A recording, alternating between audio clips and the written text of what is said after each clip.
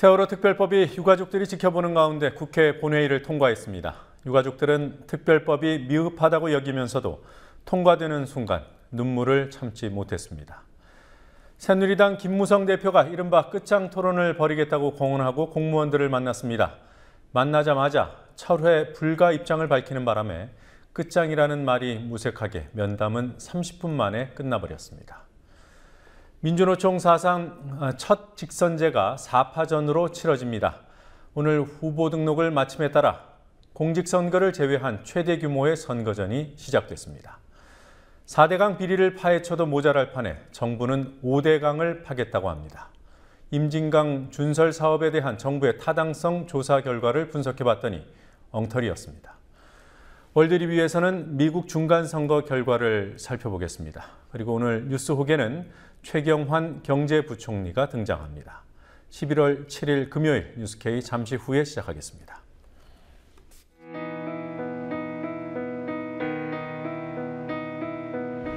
(1960년 4월 19일) 당시 언론은 빨갱이 데모라고 했습니다. 지금 우리는 혁명의 역사로 기억합니다. 1980년 5월 18일 당시 언론은 불순분자의 폭동이라 했습니다. 지금 우리는 독재에 항거한 정의의 역사로 기억합니다. 1987년 6월 10일 당시 언론은 대학생 가두 시위라 했습니다. 지금 우리는 민주주의를 쟁취한 감격의 역사로 기억합니다. 백 없고 돈 없는 노동자, 서민, 학생들이 스스로 타올라 역사를 만들었습니다. 현실은 다시 타오를 것을 요구하고 있습니다. 아니, 이미 타오르고 있습니다.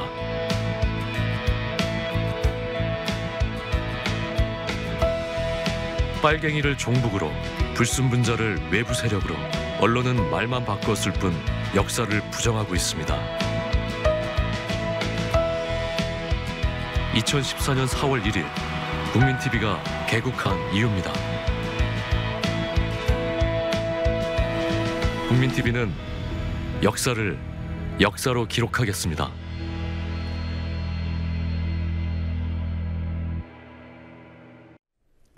새누리당 김무성 대표가 정부 여당의 공무원 연금 개편안에 반대하는 공무원과 교사단체 대표자들을 만났습니다. 단체 대표들은 여당이 제출한 개편안을 일단 철회하고 사회적 합의기구부터 만들어야 한다고 요구했습니다. 그러나 김무성 대표는 개편안을 철회할 수 없다고 못 박았습니다. 끝장 토론이라도 하겠다던 김 대표의 말이 무색하게 만남은 30분 만에 끝나버렸습니다. 국회 중계카메라 나가 있습니다. 곽보아 PD. 김무성 대표가 만난 사람들 중에는 공교롭게도 동명이인도 있더군요. 김 대표가 만난 공무원들은 구체적으로 누구였습니까?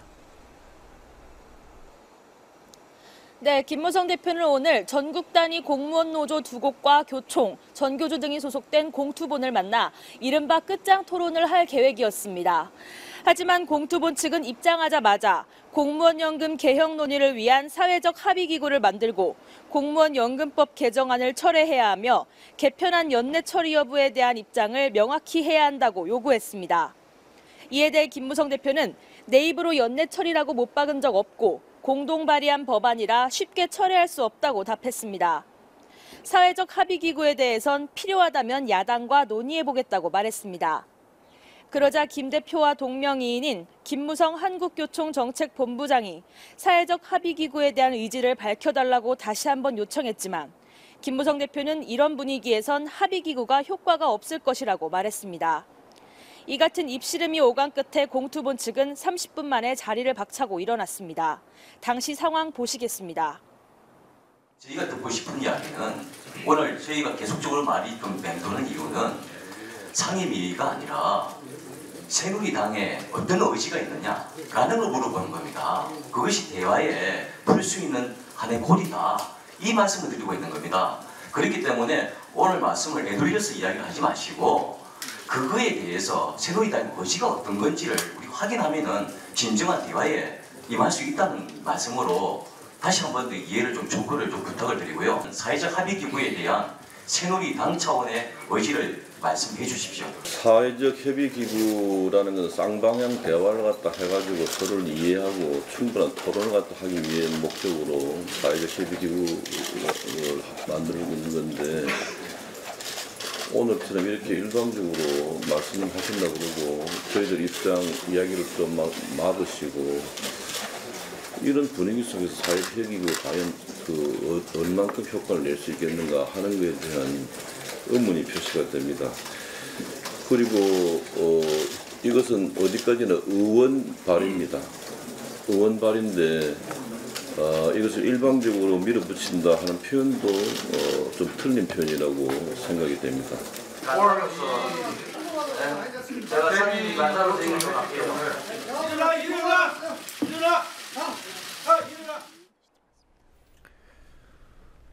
예산심의 문제로 넘어가 보죠. 박근혜 대통령이 공약했던 교육 관련 예산들을 교육부는 신청을 했다는 자료가 확인됐습니다. 기획재정부가 교육부 신청액 전액을 삭감해버린 겁니까? 네, 그렇습니다. 교육부가 박근혜 대통령의 공약이었던 영유아 누리과정과 고교 무상교육, 초등 돌봄교실 관련 예산이 필요하다고 했지만 기획재정부가 무시했다는 사실이 드러났습니다. 박홍근 민주연합위원이 공개한 기획재정부의 국가재정운용계획을 보면 교육부는 2015년부터 2018년까지의 누리과정과 고교 무상교육, 그리고 2015년 초등돌봄교실 예산을 신청했지만 기획재정부는 해당 예산을 한 푼도 반영하지 않았습니다. 기재부는 교육부의 예산 요구에 대해 지방교육청의 교부금으로 해결하는 게 타당하다는 의견을 냈습니다. 박홍근 의원은 무상교육을 중앙정부가 지원하지 않고 시도교육청에서 전부 부담하게 하는 것은 대통령의 공약 파기라며 대통령이 직접 국민에게 사과해야 한다고 주장했습니다. 교육부가 신청을 했다가 삭감된 걸 보면 범정부 차원에서 최종 입장이 조율된 것으로 이해가 됩니다. 그래놓고도 정부는 지방 부담이 당연한 것처럼 입장을 밝히고 있는데요. 정홍원 총리, 오늘은 어떤 말을 했습니까? 네, 정 총리는 국회 예결위에서 시도교육청들이 누리과정 예산을 부담하기 어렵지 않겠냐는 민병두 민주연합위원의 질문에 교육청들이 정부에서 내려보내는 교부금을 우선순위를 정해 합리적으로 배분해야 한다고 말했습니다. 그러면서 정 총리는 돈 있는 집 아이들에게 들어갈 돈은 절약해야 한다며 무상급식에 대한 부정적인 시각을 드러냈습니다. 누리과정 예산은 중앙정부가 아니라 교육청이 부담해야 하고 돈이 모자라면 무상급식을 없애면 된다는 정부 여당의 주장을 재확인한 겁니다. 청와대와 정부, 새누리당은 오늘 여의도 연구원에서 당정청 회의를 열고 시도교육청이 지방채를 추가로 발행하도록 해 무상보육 예산을 조달하는 방안을 검토하기로 했습니다. 교육청에 빚을 내서라도 누리과정을 하라는 뜻입니다. 누리과정 예산 편성을 거부하는 시도교육감 협의회가 어제 어린이집 누리과정 예산을 2, 3개월분만 우선 편성하기로 하면서 한 발짝 양보했지만 당정청은 더 공세적으로 움직이고 있습니다. 네, 그렇군요. 지방채 발행해라 이런 얘기가 빚을 내라는 얘기군요. 자, 민주연합 우윤근 원내대표와 정의당 심상정 원내대표가 만났습니다. 야권 공조가 논의된 사안들이 있습니까? 네, 우윤근, 심상정 두 원내대표는 공무원 연금 개편과 정치개혁 등 현안에 대한 의견을 교환하고 앞으로 야권의 입장을 정리해 나가기로 했습니다. 민주연합 박완주 원내대변인은 정개특위 연내 구성, 예산안 연내 처리 등에서 큰 폭의 공감을 이뤘다며 공무원 연금의 개편에 대해선 당사자들이 주장하는 사회적 합의기구에서 개편이 이뤄져야 한다는 데 뜻을 같이 했다고 말했습니다. 우윤근 민주연합 원내대표는 다방면에서 정의당과의 의논을 환영한다고 말했고 심 원내대표는 정치개혁을 위한 정당, 시민사회 연석회의를 구성해 민주연합이 주도해 줄 것을 제안했습니다. 그러나 박완주 대변인은 민주연합과 정의당의 전면적인 연대나 공조 가능성에는 거리를 두려는 태도를 보였습니다. 이명박 정부의 자원외교 실패에 대해서 국정조사를 해야 한다는 여론이 확산되고 있습니다. 책임자 가운데 한 명인 최경환 부총리, 오히려 고개를 빳빳이 세웠더군요. 오늘 어떤 말들을 한 겁니까?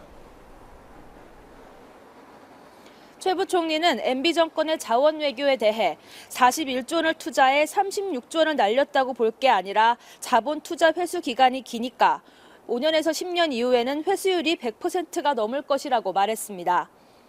MB 정권 당시 지식경제부 장관으로 자원 외교를 이끈 최 부총리는 노무현 정부 때 추진한 자원 사업도 당시 회수율은 25%에 불과했지만 5, 6년이 지난 후 110%였다며 자원 외교 비판은 매도일 뿐이라고 주장했습니다. 이에 대해 박완주 민주연합 원내대변인은 부총리가 말한 5년에서 10년 기간이 이미 지나가고 있지만 회수율 회복의 기미가 보이지 않는다며 10년 안에 회수율 110%라는 말에 반드시 책임져야 한다고 반박했습니다. 또 최 부총리는 취임 후 전셋값이 계속 올랐다는 민주연합 서영교 의원의 지적에 대해 지난해 같은 기간보다는 상승률이 많이 둔화됐다고 답했습니다. 그러자 서 의원은 25주 연속으로 전셋값이 오르고 있다면서 전셋값을 낮출 생각을 해야지 작년과 비교하는 건 적절치 않다고 말했습니다. 지금까지 국회에서 국민TV 뉴스 곽보아입니다. 세월호 참사 206일째인 오늘 세월호 특별법이 국회 본회의를 통과했습니다. 자녀를 잃은 유가족들이 노숙농성을 벌이고 전국 각지를 서명 운동을 하며 다니고 또 단식까지 하면서 만들고자 했던 바로 그 법입니다. 본회의장 방청석에서 통과 과정을 지켜보던 유가족들은 끝내 눈물을 흘렸습니다. 이들은 미완의 법이지만 진상규명만큼은 미완인 채 남겨두지 않겠다고 말했습니다. 윤이나 PD가 보도합니다. 국회 본회의장을 가득 채운 세월호 희생자 유가족 100여 명이 숨죽이며 본회의를 지켜봅니다. 재석 251명에 찬성 212명, 반대 12명, 기권 27명으로 세월호 특별법이 통과되자 이를 지켜보던 유가족들은 끝내 눈물을 보였습니다. 세월호 특별법과 정부조직법 개정안, 그리고 범죄수익은닉과 규제처벌법인 이른바 유병헌법, 세 가지 법이 오늘 국회 본회의를 통과했습니다. 법안 처리 전 하태경 새누리당 의원이 세월호 특별법은 명백한 위헌이라는 발언을 하자 유가족 방청석에서는 탄식이 흘러나왔습니다. 세월호 특별법은 과거의 그 어떤 법보다도 강력한 위헌적 요소 4가지를 가지고 있습니다. 첫 번째는 동행명령제입니다. 동행명령제는 2008년에 이미 위헌 판결을 받은 바 있습니다. 우리 형사소송 법체계의 대혼란을 가져올 수 있는 지극히 위험한 법이라는 것을 다시 한번 말씀드립니다. 함께 통과된 정부조직법 개정안의 경우 야당이 국회 예산심사 도중 안전행정부가 사라지면 예산심사 대상이 사라진다는 문제를 제기하면서 막판까지 이견을 보였지만 정부조직법 개정전을 기준으로 예산을 심의한다는 추가 조항을 넣는 것으로 합의했습니다. 인명피해가 큰 사건의 경우 책임자와 관련된 제3자에게 상속 증여된 재산도 추징이 가능하도록 한 이른바 유병헌법도 압도적인 찬성 속에 통과됐습니다. 본회의장에서 법안 처리 과정을 모두 지켜본 유가족들은 복잡한 심경을 털어놨습니다. 그게 애들 생각이 나서 아까도 어떤 어머니가 휴대폰에서 애 사진을 꺼내면서 우리 애인데 너무너무 미안하다고 그냥 단순히 왜 애들이 죽어야만 했는지 그 이유만 밝혀달라는 이게 이야기잖아요. 근데도 제대로 해결이 되지 않고 있으니까 저희들 입장에서는 답답하고 갈 길이 너무 머니까 이거 언제까지 해야 될지. 이제 겨우 꽃봉오리를 맺은 그런 상태였는데 피지도 못하고 열매를 맺지도 못하고 그런 상태에서 이 세상에서 사라졌는데 그 마지막 어떤 억울하게 사라진 원인을 밝히는 그리고 책임자를 처벌하는 어떤 그런 법을 만드는 데 있어가지고 새 옷을 입혀주지 못하고 누더기 옷을 입혀서 보내는 그 못난 부모의 심정 그걸 많이 느꼈습니다. 그 부분에 대해서는 304명 모두에게 죄송한 마음을 가지고 있고 무거운 책임감을 느끼고 있습니다. 세월호 특별법은 제정까지 많은 우여곡절을 겪었습니다. 지난 8월 7일 현행 상설 특검법에 따른다는 여야의 1차 합의안은 유가족들이 거세게 반발하면서 무산됐고 8월 19일 2차 합의안은 여당이 특검 추천위원 여당목 2명을 선정할 때 유가족들의 사전 동의를 받는다는 내용이 담겼지만 유가족들의 수용을 이끌어내지 못했습니다. 여야의 합의로 특검 후보를 추천한다는 이른바 3차 합의안은 9월 30일에 나왔습니다. 이때도 유가족들은 공식적으로 반대했지만 이후 여야와 물밑 접촉을 이어갔습니다. 결국 10월 31일 새정치민주연합은 유가족을 특검 추천에 직접 참여시키고 새누리당은 유가족이 거부하는 특검을 배제하는 방안을 도입하면서 최종 합의가 이뤄졌습니다. 모두 4차례의 여야 합의 발표가 이뤄지기까지 유가족들은 국회 본청 앞에서 119일, 광화문 광장에서 117일, 청운동 주민센터 앞에서 76일간 농성을 했습니다. 40여일간 단식을 지속했던 고 김유민 양의 아버지 김용호 씨를 비롯해 유가족들의 단식 농성도 있었습니다. 이 밖에도 유가족들은 전국 각지에서 세월호 특별법 제정을 위한 350만 부의 서명을 받았습니다. 오늘 세월호 특별법이 통과된 후 가족대책에는 여러 시민단체들과 국회 정문 앞에서 기자회견을 열고 입장을 밝혔습니다. 특별법에 따른 진상조사위원회가 제 역할을 하지 못할 경우 저희들은 어떠한 방법과 수단을 가리지 않고 제대로 진상규명을 해낼 수 있도록 이끌어낼 것이고 참여할 것이고 필요하다면 견제하고 비판하고 항의하고 최악의 경우 특별법 개정운동까지 포함을 해서 모든 행동을 마다하지 않을 것입니다. 특별법이 제정되고 통과되었다고 해서 끝난 것이 아닙니다. 특별법이 통과된 오늘은 세월호 참사가 일어난 지 206일째가 되는 날입니다. 국민TV 뉴스 윤희나입니다.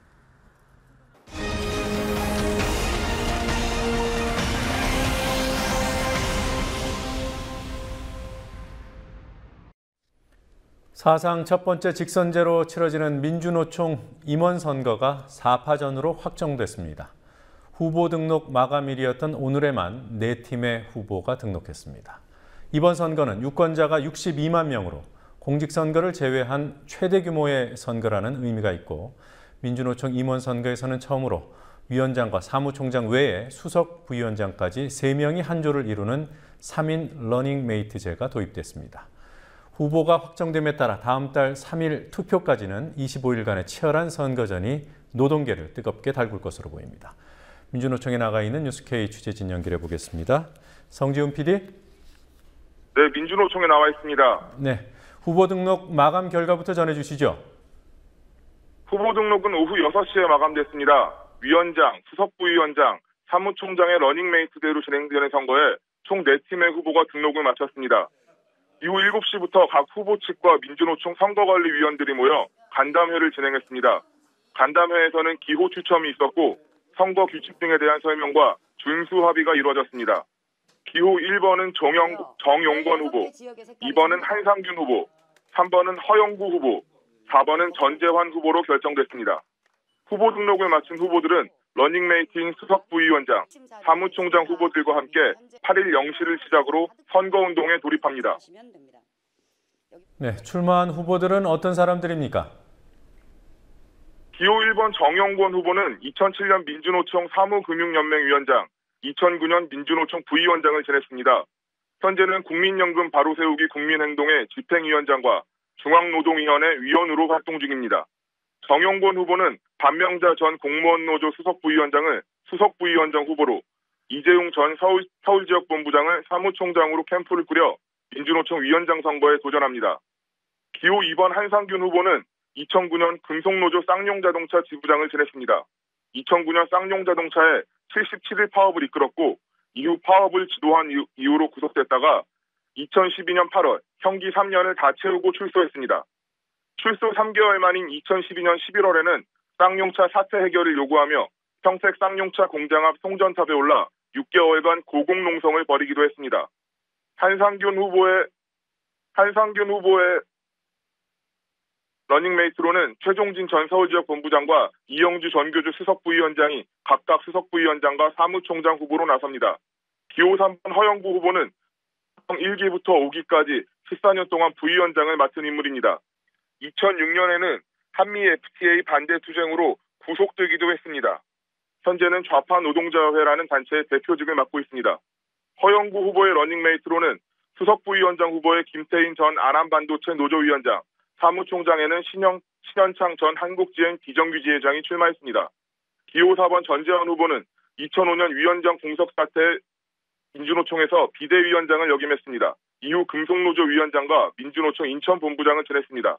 전재환 후보 캠프는 윤택근 전 민주노총 부산본부장이 수석부위원장 후보를, 나순자 전 보건의료노조 위원장이 사무총장 후보를 맡았습니다. 이번에는 각조 3명의 후보 중 1명은 반드시 여성이 포함되어야 한다는 원칙도 적용됐습니다. 네, 그래서 1명씩 다 여성들이 포함되어 있었군요. 후보들이 어떤 차별성을 갖는지 알아보도록 하겠습니다. 어떤 공약들을 내세우고 있습니까? 각 후보들은 모두 공통적으로 현재 민주노총과 노동운동이 위기에 빠졌다고 주장했습니다. 또한 비정규직, 간접고용 노동자들의 문제를 가장 시급한 현안으로 인식했습니다. 기호 1번 정용권 후보는 4명의 후보 중 특정 정파의 지원을 받지 않고 독자 출마한 유일한 후보입니다. 정용권 후보는 정파 간 이해 다툼이 계속되면 이번 직선제의 의미가 퇴색할 수 있음을 지적하며 현장 조합원들의 이해가 직접 반영되는 선거가 돼야 한다고 주장했습니다. 정용권 후보는 현재 공무원 연금 개정 등 공적연금 문제에 대한 대응을 핵심으로 내세우고 있습니다. 지금까지 우리 민주노총이 몇몇 지도부들, 활동가들에 의해서 움직였던 측면이 훨씬 크다고 봅니다. 최근에 들어서. 그래서 저는 조합원의 눈으로 보고 조합원의 언어로 말하고 또 조합원의 생각으로 실천할 수 있는 그런 민주노총을 만들어야 된다고 생각합니다. 기호 2번 한상균 후보는 투쟁하는 민주노총이라는 슬로건으로 현장 비정규직 노동자들의 투쟁을 강화하겠다고 밝혔습니다. 한상균 후보는 민주노총이 재정과 투쟁 방향 등 모든 면에서 그들을 지원하는 방향으로 나아가야 한다고 강조했습니다. 발로 뛰겠습니다. 전장에 지도부를 설치하겠습니다. 그래서 투쟁을 어떻게 조직하는지 이것은 공약과 말이 아니라 온몸으로 함께 땀냄새, 분노냄새 그리고 그 동지들의 장기투쟁 사업장들의 한들을 함께 모아서 저는 조직하겠다. 기호 3번 허영구 후보는 노동운동뿐 아니라 빈곤, 생태, 인권 등 새로운 좌파운동의 방향을 제시하는 활동을 벌여왔습니다. 허영구 후보는 현재 산업별 노조 중심의 민주노총 운동에서 벗어나 새로운 직업 형태를 아우를 수 있는 지역별 노조 운동의 강화를 주장하고 있습니다.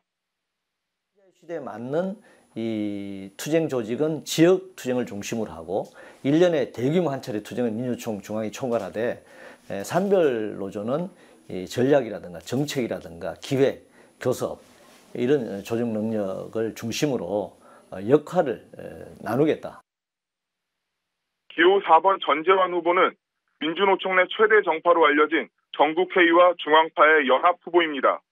전재환 후보는 현재의 위기 상황이 조합원들과 지도부의 괴리에서 발생했다고 진단하며 내부 혁신을 통해 현장 조합원들과의 소통이 원활해지는데 힘을 쏟을 것이라고 밝혔습니다. 민주노총이 해야 될 역할들이 자기 역할을 잘 못 찾고 있다 이런 생각이 좀 들었습니다. 이제 그것은 현장과 지도부의 괴리서부터 발생한다고 보는 거고 저는 그런 과정 속에서 민주노총이 새롭게 거듭날 수 있도록 내부 조직 혁신을 통해서 자, 이제 앞으로 어떤 과정으로 선거가 진행되는 겁니까? 잠시 후 자정부터 투표일인 12월 3일 0시까지 25일간 선거전이 전개됩니다. 일단 내일과 모레 열리는 전국 노동자 대회는 후보들이 격돌하는 첫 유세장이 될 전망입니다.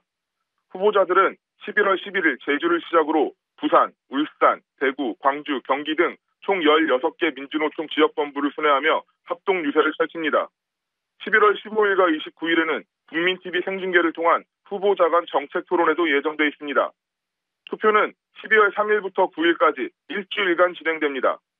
지금까지 민주노총에서 국민TV 뉴스 성지훈입니다.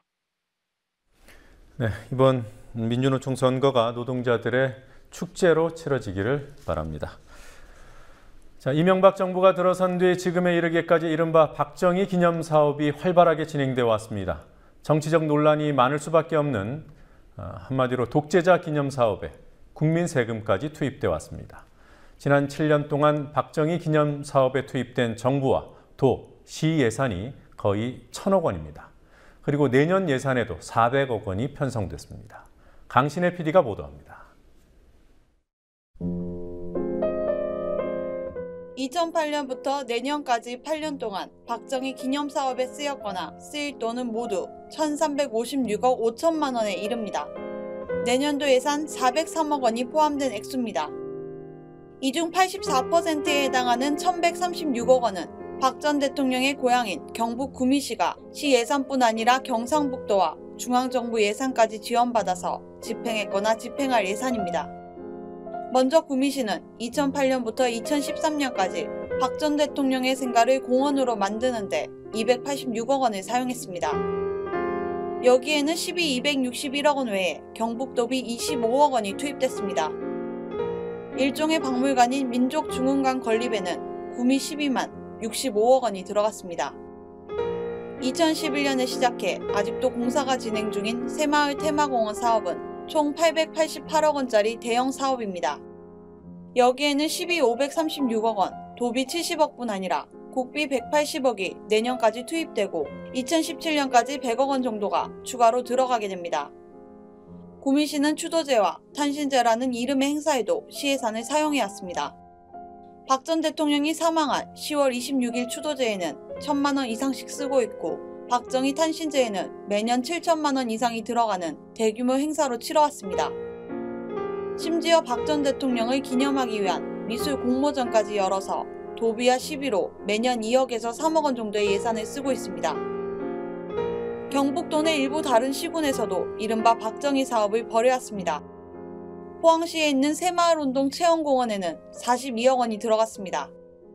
이 중 절반, 21억 원을 국가가 부담했습니다. 경북 청도군이 95억 원을 들여 조성한 새마을운동 발상지 공원에도 역시 절반 정도인 45억 원이 국비였습니다. 경북 문경시는 2011년과 2012년 박 전 대통령이 거처했던 하숙집에 정비사업 명목으로 모두 17억 원의 시비를 들였습니다. 경북 EA 지방자치단체에서는 서울중구청이 박 전 대통령이 살았던 신당동 가옥을 복원한다고 지난해 구청 예산을 대거 투입하려 했지만 반대 여론으로 사업의 차질이 빚어지면서 1,500만 원만 투입된 상황입니다. 박정희 전 대통령의 군 전역 기념비가 있는 강원도 철원군 군탄공원도 지난해부터 확장 공사가 진행 중입니다. 총 사업비 40억 원 중에서 국비는 절반이 넘는 27억 원입니다. 이 자료는 새정치민주연합 최민희 의원실이 공개했습니다. 국민TV 뉴스 강신혜입니다. 북에서 발원해서 남으로 이어지다가 경기 파주에서 한강과 서해로 갈라지는 강이 임진강입니다. 강 하구가 뚝으로 막혀 있지 않아서 자연 그대로의 모습이 남아있는 임진강에 정부가 4대강 사업과 유사한 대형 준설 사업을 추진하고 있습니다. 홍수 예방을 위해 필요하다면서 2천억 원이 넘는 예산을 투입할 계획입니다. 뉴스K가 임진강 준설의 타당성이 담긴 국토부 자료를 분석해봤습니다. 기본 데이터를 신뢰할 수 없는 엉터리였습니다. 국토부 자료와 전혀 다른 내용을 담고 있는 국토부 산하연구소의 보고서도 찾았습니다. 김지혜 PD가 취재했습니다. 민간인 통제구역에 포함돼 아직 개발의 손길이 미치지 않은 경기도 파주시 임진강 일대.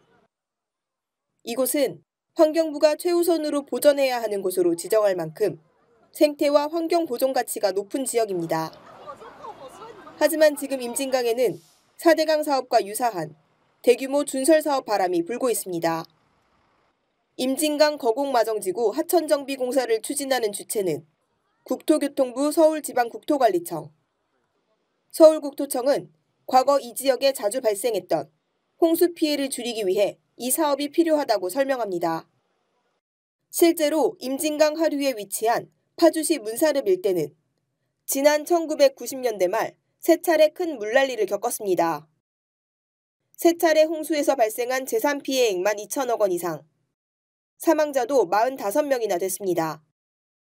그런데도 지역 농민들은 홍수를 막겠다는 사업에 반대합니다. 이 사업을 홍수 대비 사업으로 보지 않기 때문입니다. 실제로 임진강 주변에는 홍수 대비용 제방이 지속적으로 건설돼 왔고 이미 건설된 제방 대다수의 높이는 100년 단위 홍수가 났을 때의 수위보다 높은 상태입니다. 지난 9월 국토청이 진행한 주민공청회에서도 불필요한 사업에 반대하는 주민들의 인식이 표출됐습니다. 추수까지 미뤄두고 이 자리에 참석한 농민들과 환경단체 등이 공청회장 무대를 사실상 점거하면서 공청회는 무산됐습니다. 도대체 이 사업이 누구를 위한 사업입니까? 이 사업은 누구에게도 도움이 되지 않는 사업이기 때문에 반드시 중지돼야 되고. 그렇다면 서울국토청은 어떤 근거로 사업을 추진하는 것일까? 지난해 11월 서울국토청이 공개한 임진강 하천정비공사에 대한 환경영향평가서 초안입니다. 평가서에는 임진강 하구 파주 거곡리와 마정리 일대의 하천바닥을 준설하고 이보다 상류에는 제방을 추가로 건설한다는 내용이 담겨 있습니다. 준설을 하는 이유로는 지난 20년 동안 하천 바닥에 퇴적물이 너무 많이 쌓였다는 점을 들었습니다. 환경영향평가서에 따르면 이 지역의 하천 바닥 높이는 지난 1992년부터 매년 11cm씩 2011년까지 20년 동안 약 2.2m나 상승했습니다. 하지만 서울국토청은 하천 바닥, 즉 하상 높이에 관한 측정값을 제시하면서 가장 기본적이고 중요한 측정 시기도 밝히지 않았습니다. 준설을 해야 된다라는 근거를 댄 자료가 뭐냐면 임진강 하구는 지속적으로 퇴적이 된다. 뭐 이걸 근거 자료로 되지 않았습니까? 근데 그 분석 자료가 정확한지 정확하지 않는지 좀 불투명하게 나와 있어요. 이걸 투명하게 자료를 공개를 해서 어떻게 계산을 해서 이런 결과가 나왔다라는 걸 보여줘야죠. 평소에는 바닷물이 드나들면서 퇴적물을 쌓았다가 큰 비로 유속이 빨라지면 하천 바닥이 다시 깎여나가는 것이 임진강의 특성. 때문에 측정 시기를 언제로 하느냐에 따라 하상 높이 변동폭은 실제보다 크게 부풀려질 수 있습니다. 측정 시기를 의도를 가지고 선택하면 서울국토청과 정반대인 자료를 제시할 수도 있습니다. 2000년부터 2004년까지 4년 동안 하상 높이가 어떻게 변했는지를 보여주는 그래프입니다. 측정 지점마다 정도의 차이는 있지만 대부분의 경우 오히려 4년 전에 비해 강바닥이 침식됐습니다. 홍수가 나기 이전인 2000년 7월의 측정값과 홍수가 나서 퇴적물이 상당히 쓸려나간 2004년 8월의 측정값을 비교했기 때문에 이런 결과가 나왔습니다. 서울국토청과 비슷한 자료도 만들 수 있습니다. 홍수 후인 2004년 8월과 홍수 전인 2005년 5월을 비교한 그래프입니다. 대부분의 지점에서 퇴적이 일어났다는 결과가 나왔습니다. 이처럼 하상 높이 측정 시기가 핵심인데도 이를 공개하지 않은 서울국토청에 대해 총리 실사나 환경정책평가원도 문제를 지적했습니다. 자료에만 문제가 있는 것이 아니라 20년간 꾸준히 퇴적됐다는 서울국토청의 준설 명분 자체가 잘못됐다는 연구 결과도 나와 있습니다. 뉴스K는 국토교통부 산하 연구소인 한국건설기술연구원에 지난 2005년 보고서를 확인했습니다. 해당 보고서는 임진강 강바닥은 홍수에 의해 세굴되고 평소에는 밀물과 썰물에 의해 되메워지기 때문에 큰 변동이 없다고 설명합니다. 임진강 하구의 그 하상의 특징은 늘 퇴적만 되는 것도 아니고 늘 세굴만 되는 것도 아니고 그 1년에 주기적으로, 그러니까 주기가 있는 거죠. 깎였다가 다시 쌓였다가 깎였다가 쌓였다가 그걸 매해 반복된다는 거죠. 그래서 뭐 10년이 지나든 20년이 지나든 그게 쭉 쌓이는 것도 아니고 쭉 깎이는 것도 아니고 그대로 어떻게 보면 쭉 평행 상태를 이루고 있다라고 얘기할 수가 있습니다. 이 공사의 설계를 담당한 사업자 측에서도 임진강 하구에서는 지속적인 퇴적이 없다는 취지의 발언을 했습니다. 지난 6월 공청회에서 공개적으로 했던 발언입니다. 우리 전체로 봐서는 2000년도 이전까지는 퇴적이 많이 이루어졌다라고 판단하고요. 그 이후부터는 세굴과 퇴적이 반복되지 않느냐, 하상이 어느 정도 안정이 돼 있다. 그렇게. 뉴스K는 임진강 준설 사업의 명분이 근본부터 흔들리는 문제에 대해 국토부와 서울국토청의 입장을 듣기 위해 수차례 인터뷰를 요청했지만 끝내 함구로 일관했습니다. 정부는 이해 당사자인 주민들조차 설득시키지 못하면서 수천억 원이 투입되는 이른바 5대강 사업을 밀어붙이고 있습니다. 이대로 두면 내년 3월 준설 공사가 시작되고 임진강은 4대강과 같은 운명에 놓이게 됩니다. 국민TV 뉴스 김지혜입니다.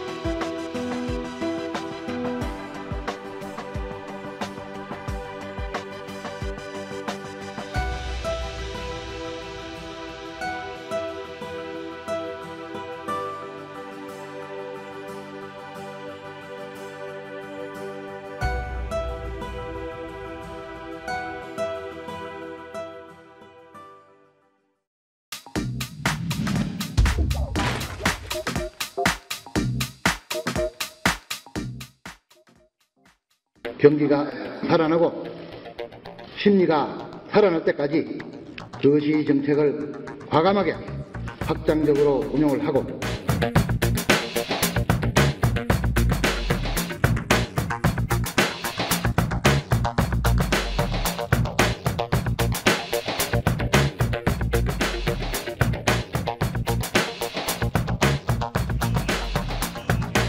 신전셋값이라고 합니다. 얼마나 올랐으면 미쳤다는 말이 나오겠습니까?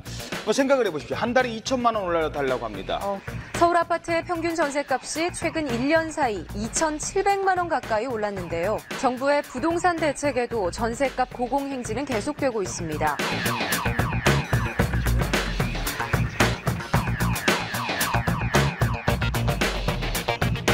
경제부총리, 부총리가 되시고 나서 전셋값 100일 동안 얼마나 올랐습니까? 지난해 같은 기간보다는 상승률이 오르기는 합니다만은 많이 둔화됐습니다. 그렇게 안일하게 해서 경제부총리 하시겠습니까? 안일하지 않고요. 제가 통계를 가지고 말씀을 드립니다. 작년에는 같은 기간에 한 4% 이렇게 올랐습니다만 지금은 한 2.8%. 그에 비해서 월세는 1.4% 하락하고 있습니다. 이 부분은 25주 연속 상승이에요. 작년하고 비교를 하다니요. 작년부터 최고 한 조도 안 빼놓고 25주 연속 상승하면 그것을 오르지 않게 해야죠. 우리 부총리 오고 좀 나아지나 우리 기대했어요. 왜냐하면 발빠르게 힘있는 권력 실세 같으니까. 빚내서 이자 갚아보셨어요? 네네. 내가 돈을 못 벌고 있는데 이자는 나가야 하는데 그 한숨 들어보셨어요? 대한민국 경제가 부도 위기인데 부총리께 부탁을 합니다.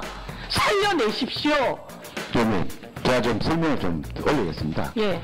지금 전세 시장은요, 전환기에 있습니다. 아시는 대로 우리 전세 제도는 세계에서 유례가 없는 제도입니다. 근데 이게 왜 가능했느냐? 과거에 주택 가격이 폭등하고 집만 가지고 있으면 전세 놓고 있다가 집값이 오르니까, 그리고 또 금리가 높으니까 전세값이 굉장히 높지 않겠습니까? 수익이 전세 놓고 은행에 넣으면은 이렇게 해서 하던 유지되던 제도인데, 지금은 집값이 안정돼 있고 얼마 전에 국토교통부에서 전세 대책을 공정 대책을 발표를 해서 임대주택 공급을 열리고 또 국지적으로 전세 가격이 폭등하고 있는 지역에 대해서는 매입을 해서 전세를 공급하고 하는 그런 보완 대책을 강구를 하고 있습니다만은 시장의 큰 흐름 속에서 이 부분을 봐야 된다는 점을 제가 설명을 올리고 있는 것입니다.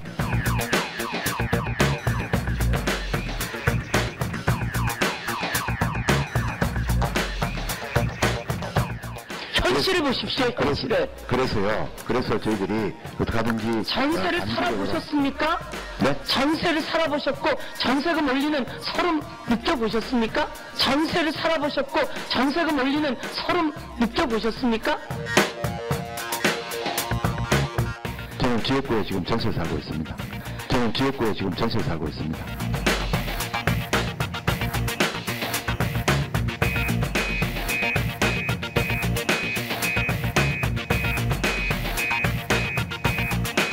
전세를 살아보셨습니까? 저는 지역구에 지금 전세를 살고 있습니다. 집은 따로 가지고 전세 사는 거 아닙니까? 네, 그렇죠? 집 따로 가지고 전세 사시는 거죠?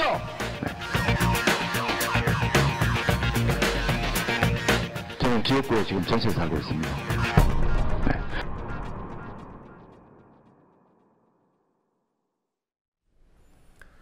미국 공화당이 상하 양원을 장악하게 되면서 민주당 소속인 오바마 미국 대통령의 남은 임기 2년이 험난할 것으로 예상됩니다. 그동안 미국 민주당이 대통령 선거 승리에만 집착한 결과 하원 의회 선거에서 힘겨운 싸움을 하는 상황이 만들어졌다는 분석이 나왔습니다. 매주 금요일 한반도와 국제 문제 조망해보는 시간입니다. 월드리뷰 황준호 뉴스 취재팀장 나와 있습니다. 어서 오십시오. 자, 지난 화요일에 있었죠. 미국 중간선거. 민주당이 참패했다 이런 평가가 나오더군요. 근데 개표가 아직 완전히 끝난 건 아닌 것 같아요. 그렇습니다. 상원 선거 결과는 공화당이 52석, 또 민주당이 45석을 차지했습니다. 공화당이 민주당의 7석을 빼앗아가면서 상원 다수당이 이번에 민주당에서 공화당으로 바뀌게 됐습니다. 상원의원 같은 경우에 3곳은 아직도 집계 중인 곳이 있는데 근데 여기서 어느 당이 다 가져가더라도 결과에 대한 성격 이것은 그대로입니다. 하원 같은 경우는 공화당이 243석, 민주당이 180석으로 공화당이 13석을 이번에 새롭게 추가를 했고 또 공화당이 원래 가지고 있던 다수당 지위를 지키게 됐습니다. 그래서 상하원 모두 공화당이 다수당이 되면서 행정부는 민주당, 또 의회는 공화당이 차지하는 소위 분점 정부가 됐습니다. 네, 하원의 쏠림이 굉장히 심하네요. 그렇습니다. 네, 오바마 대통령의 민주당 왜 진 겁니까? 예, 공화당이 잘해서라기보다는 민주당이 못해서, 그리고 민주당 소속인 오바마 대통령이 못해서 상원까지 이번에 넘겨졌다, 이런 분석이 지배적입니다. 미국 대통령 임기 2년차 11월에 실시되는 중간선거는 당연히 대통령에 대한 중간평가 성격이 아주 짙습니다. 선거 전에 오바마 대통령의 지지율이 40% 수준으로 떨어지면서 이미 결론이 났다, 이런 예상이 있었고 결과도 그렇게 나왔습니다. 작년에 오바마 케어라고 하는 그 건강보험 개혁법 시행 과정에서 기술적이지만 아주 치명적인 문제가 터지면서 그때 당시에 오바마 대통령의 지지율이 꼬꾸라졌었는데요. 그 상황을 오바마 대통령이 극복하지 못했습니다. 미국 경제 전체 상황은 좋아졌지만 서민들이 체감할 정도로 나아지진 못했다라는 점도 오바마와 민주당의 악재가 됐습니다. 네, 선거 끝났으니까 여러 가지 분석들이 나올 텐데요. 주목할 만한 분석이 있습니까? 왜 민주당은 하원 선거에서 이기지 못하나? 라는 제목의 뉴욕타임스 분석 기사가 주목을 받고 있습니다. 상원 다수당은 이번에 민주당에서 공화당으로 넘어갔지만 2년마다 하는 하원 선거에서는 2010년, 12년, 14년 3번 선거에서 모두 공화당이 이겼습니다. 그래서 뉴욕타임스가 그 이유를 분석했는데요. 2008년과 2012년 오바마 대통령이 당시에 이긴 대선 때 민주당이 인구가 많은 도시 지역을 집중적으로 공략을 했는데 그 결과 하원 선거에서 민주당이 자꾸 지는 구조가 만들어졌다, 이런 분석이 나왔습니다. 네, 그러니까 민주당의 대선 전략, 결국 대선 승리를 가져오게 한 그 전략이 하원 선거에는 악영향을 미쳤다, 이런 얘기군요. 그렇습니다. 대선에서는 주 전체 유권자들의 표를 전체를 합산하기 때문에 인구가 많은 도시에서 만약에 압도적인 표를 받는다면 당연히 그 주에서 승리할 가능성이 아주 높아집니다. 그래서 그걸 목표로 민주당이 2차례 대선에서 도시 지역에다가 엄청난 공을 들였고 그러면서 또 역시 결과적으로 도시에서의 민주당 지지율은 공화당보다 훨씬 더 높아지는 그런 상황이 나왔습니다. 그렇지만 하원 선거 같은 경우는 선거구별로 득표율 50%만 넘으면 이기기 때문에 도시 한 지역구에서 예를 들어서 80%, 90% 이렇게 압도적인 득표를 하더라도 별 소용이 없습니다. 그래서 예를 들어서 그런 경우는 없지만 득표율이 100%가 나온다고 해서 원래 한 개 의석인데 하나 더 가져라 이렇게 주지는 않으니까요. 민주당이 하원 선거에서 이기려면 공화당의 의석을 빼서 와야 되는데 대선 승리에만 골몰한 나머지 지지율이 50%만 넘어도 되는 그런 지역에서 지지도만 더 짙게 만들어졌고 또 공화당이 장악하고 있는 지역으로 영토를 넓히지 못했다, 이런 분석이었습니다. 네. 둘을 다 차지하기가 쉽지는 않겠지만 그렇습니다. 어쨌든 민주당으로서는 고민이 많겠습니다. 역사적으로 보면 중간선거에서는 대통령 소속 정당이 불리하고 또 패하는 경우가 많았습니다. 그래서 통계를 보면 1912년 이후, 그러니까 102년 동안 미국 대통령은 두 번째 임기의 중간선거에서 평균 29석을 잃었습니다. 그런데 오바마 같은 경우는 이번에 하원 13석, 상원 7석을 잃었으니까 평균보다는 덜 잃은 셈입니다. 그렇지만 지지도가 도시에서만 높아져 있는 현재 이런 구조적인 문제를 민주당이 해결하지 못한다면 앞으로 하원 선거에서 계속 힘들 수밖에 없는 상황이라고 합니다. 네. 자, 어쨌든 민주당 대통령이 공화당 의회 이런 정치 구도를 갖게 된 미국. 한반도 정책에는 혹시 영향이 없겠습니까? 예, 한반도 정책의 핵심이라고 하면은 북한 문제 그리고 북한 핵 문제 이런 것들을 어떻게 해결할 건지 이게 핵심이지만 거의 변화가 없을 것으로 보입니다. 의회를 장악한 공화당이 뭐 오바마의 한반도 정책에 발목을 잡을 거다 이런 상투적인 얘기가 아직도 있는데요. 이 발목을 잡는다라는 표현을 하려면 기본적으로 누군가가 어디로 가려고 할 때 그걸 못 가게 하려고 발목을 잡는다라는 표현을 씁니다. 그렇죠. 네, 그렇지만 오바마 대통령은 북한 북핵 문제 이런 것들을 풀어보려는 의지가 원래도 없다시피 했기 때문에 그러니까 어디로 가려고 하지 않았기 때문에 공화당이 뭐 대통령의 발목을 잡는다 이런 전제가 성립되지 않습니다. 네. 자, 다음 소식 알아보겠습니다. 미국의 경제 잡지 포브스가 세계에서 힘센 권력자 순위를 매겼군요. 예. 블라디미르 푸틴 러시아 대통령이 세계 최강의 권력자 1위로 선정됐습니다. 푸틴 대통령은 패권국인 미국의 오바마 대통령 그리고 미국을 위협하고 있는 중국의 시진핑 국가주석을 2위와 3위로 각각 밀어내고 2년 연속 가장 힘센 권력자 1위에 등극했습니다. 포브스는 푸틴 대통령이 우크라이나로부터 크림반도를 병합하고 또 동유럽의 군사적 긴장을 일으키는 철권을 행사하는 권력자다라고 하면서 1위 선정의 이유를 설명했습니다. 또 군사력과 경제력 같은 소위 하드파워가 이번 선정 판단의 기준이 됐다면서 아무도 푸틴을 좋은 사람이라고 부르지 않지만 누구도 약하다고 말할 수는 없다 이런 평가를 내놨습니다. 네, 이 푸틴 러시안 대통령의 힘이 갑자기 줄어들 수도 있다 이런 분석도 있지 않습니까? 예, 위험 요소가 많이 있습니다. 푸틴 대통령은 아직도 80%가 넘는 국민 지지를 받고 있지만 점점 위기의 남자가 돼가고 있습니다. 크림반도 분쟁 이후 미국 등 서방이 경제 제재를 러시아에 하면서 경제 분야에서 루블화의 가치가 폭락하고 또 물가와 금리가 폭등하는 그런 삼중고를 겪으면서 경제가 점차 침체되고 있습니다. 또 러시아의 주요 수입원이 원유와 가스 수출이지만 최근에 국제 유가가 추락하면서 외환 보유액이 점점 감소하고 있습니다.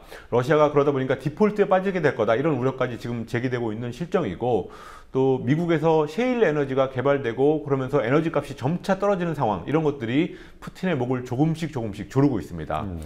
이런 상황이 계속되고 또 심화된다면 푸틴 지지율이 한순간에 꺼질 수 있다 이런 관측이 나오고 있습니다. 네. 그리고 뭐 에너지도 그렇고 크림반도 같은 경우에는 푸틴 대통령한테 동전의 양면과 같은 그런 그렇습니다. 존재군요. 예. 자, 뭐 이 포브스가 선정한 최고 권력자들 여기 한국인들은 없습니까? 예, 한국인들이 3명 있었습니다. 네. 4명이 있었습니다. 박근혜 대통령이 46위로 작년 52위에 비해서 6단계 올라갔습니다. 포브스는 박 대통령은 세월호 참사 등으로 힘든 한 해를 보내고 있지만 프란치스코 교황과 시진핑 중국 주석 같은 그런 세계적인 지도자들을 바쁘게 만나고 있다. 이런 소개를 했습니다.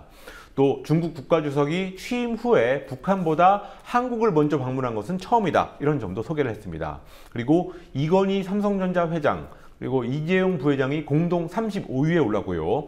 반기문 유엔 사무총장이 40위였습니다. 여기까지 한국 국적자들이고요. 그리고 그 한국 국적자가 아닌 쪽으로는 북한 김정은 국방위원장이 49위로 박근혜 대통령보다 3계단 아래였고요. 아베 신조 일본 총리 같은 경우는 63위였습니다. 네. 그래요. 좀 한국 국적자 중에서는 이건희 회장, 이재용 부회장 그리고 반기문 유엔 사무총장이 있고 그 뒤로 박근혜 대통령이니까 이른바 넘버 3군요. 그렇습니다. 예. 국제 문제 그리고 또 한반도 문제에 관한 좋은 칼럼 소개해주고 있습니다. 매주. 오늘은 어떤 칼럼 가지고 오셨습니까? 예, 역사의 종언과 한국 외교의 목표라는 제목의 이근 서울대 국제대학원 교수의 오늘자 경향신문 칼럼입니다. 네. 한국 외교가 아직도 냉전시대의 관성에서 벗어나지 못하고 있다면서 이제는 좀 구체적인 외교적인 목표 또 그 수단을 제시해야 하는 쪽으로 바꿔야 된다라는 것이 칼럼의 핵심 주장이었습니다. 구체적인 외교의 목표와 수단 어떤 겁니까? 예, 미국의 예를 들었는데요. 미국 국민들이 생각하는 목표를 예로 소개했습니다.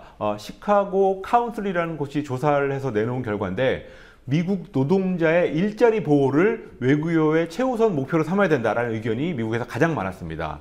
그리고 안정적인 에너지 확보와 관련된 목표, 이것이 2위와 4위에 올랐고요. 또 해외에서 미국 기업의 이익을 보호해야 된다라는 의견이 8위였습니다. 네. 그래서 뭐 평화 번영이 우리 외교의 목표다 이렇게 막연하게 하지 말고 아주 구체적인 목표를 제시하고 또 그거를 달성하기 위한 수단을 내놔야 될 때가 됐다, 이런 주장이었습니다. 그래서 예를 들어서 이런 말에는 자원 외교 같은 말이 여기에 해당되는 걸 텐데요. 그런데 이 자원 외교를 이명박 대통령이 좀 왜곡시켜 놔가지고 네. 이제부터는 자원 외교라고 하면은 뭐 그 주가 조작 이런 게 떠오르는 그런 상황이 된 것 같습니다. 네, 그래요. 그 자원 외교에 대한 인상을 고약하게 만들어 놨습니다. 그렇습니다. 네. 자, 여기까지 보겠습니다. 수고했습니다. 예.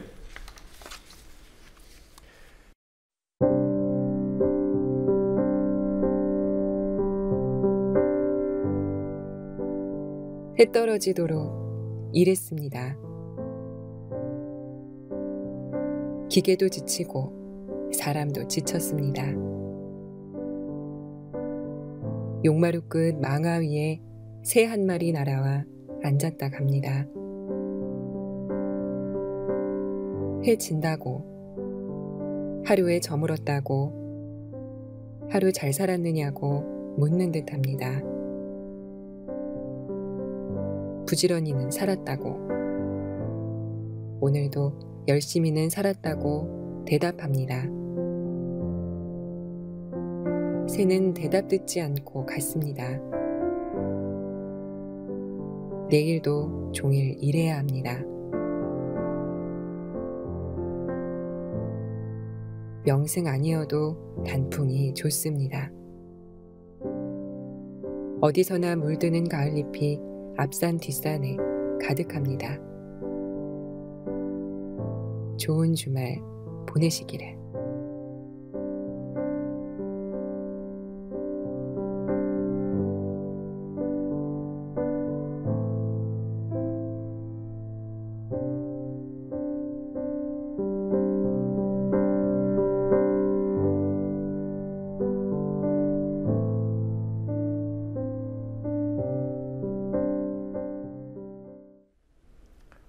조선시대에는 소방을 금알금자의 불화자, 금화라고 했다 합니다.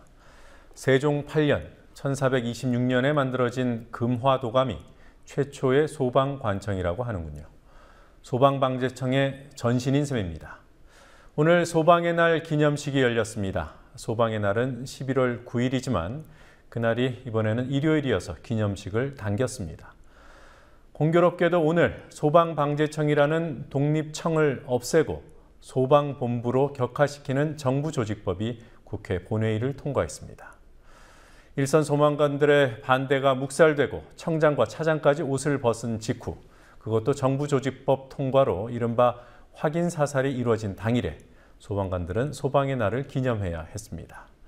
내키지 않는 기념식에 참석한 소방관들, 박근혜 대통령의 축사를 듣는 것도 고역이었으리라 짐작됩니다. 대통령은 축사에서 인력의 증원과 처우 개선, 소방장비 예산 지원 등을 약속했습니다. 자존감에 상처를 주고 물질로 보상하겠다는 발상입니다. 보상이라면 최소한 국가직 공무원 전환 정도는 약속했어야 합니다. 사나운 불과 싸우는 소방관들이 마음의 불과도 싸우고 있습니다. 뉴스K 마치겠습니다. 다음 주 월요일에 뵙겠습니다.